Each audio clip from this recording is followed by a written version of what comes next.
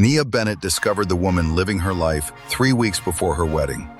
It happened at 2:17 in the morning.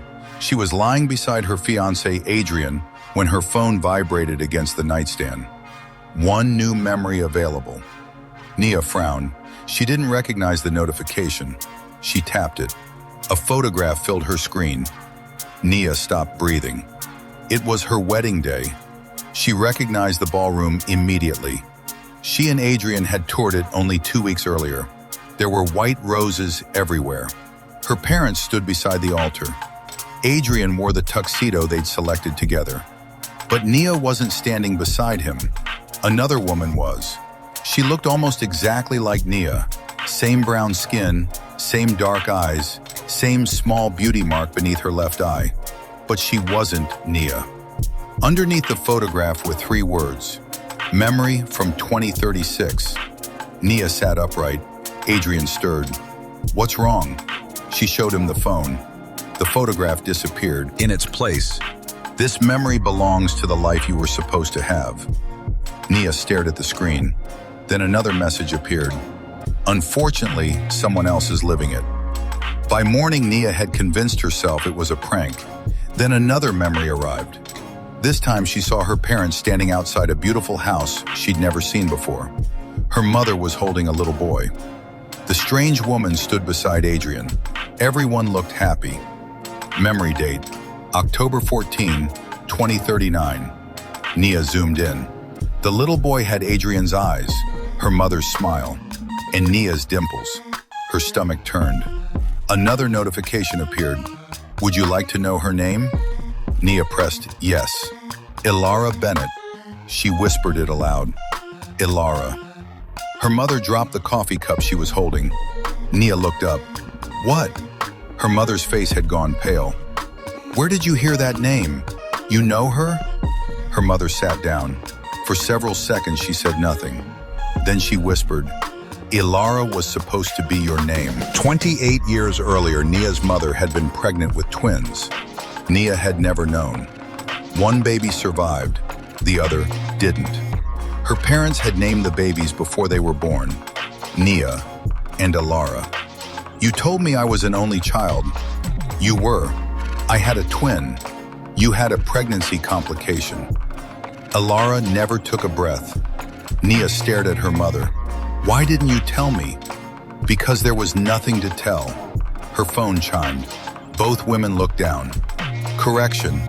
Elara Bennett survived. Her mother screamed. The screen continued. Just not here. The messages became more frequent.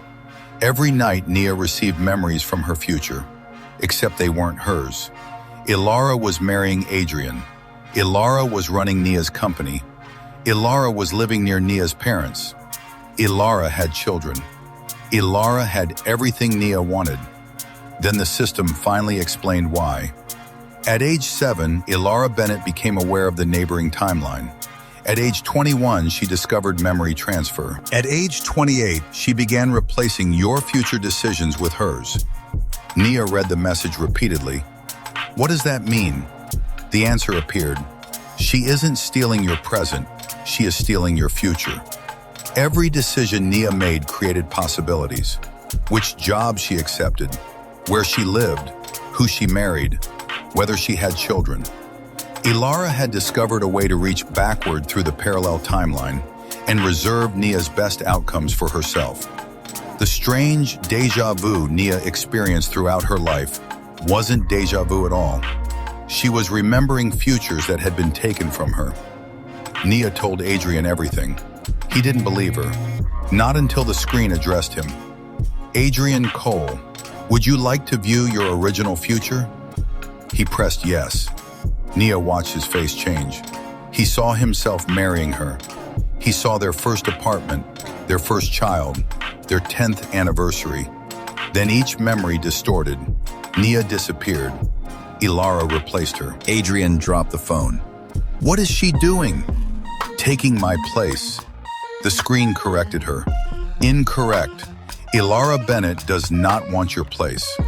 A new message appeared. She wants your choices.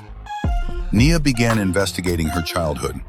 She found medical records her parents had hidden. Elara hadn't simply died. Doctors had detected 2 heartbeats after delivery. Then one vanished. The hospital experienced a power failure for exactly 7 minutes. When the electricity returned, only Nia remained. Her father had spent years researching what happened. He believed Elara had somehow crossed into another reality. Nia confronted him. "You knew?" "I suspected. And you said nothing? What was I supposed to tell you?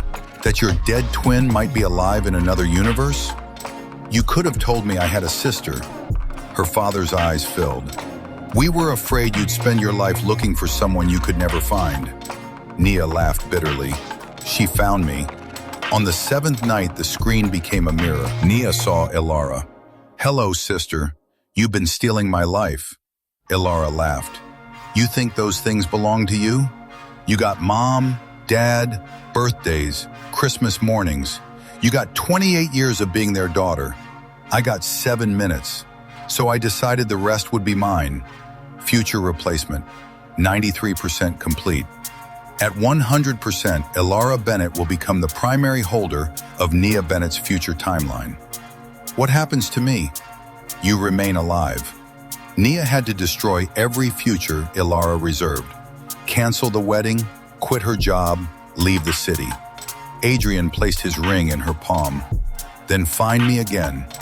Nia vanished from her own life, canceled the wedding, quit her job, closed social media. The future percentage fell. 81%, 42%, 0%. Elara screamed, "You'll have nothing." Nia looked directly at her. "Then whatever I build next will actually be mine." Elara vanished, returning to the life she'd abandoned. 6 months later, Nia built a new life no algorithm had predicted. In a bookstore, she found Adrian in the history section. "Took you long enough." "You waited?" "No, I lived. That's what you asked me to do." "So did I." He reached into his coat for a coffee shop gift card. "Want to start over?" "Coffee?" "Coffee." "No weddings?" "Not today."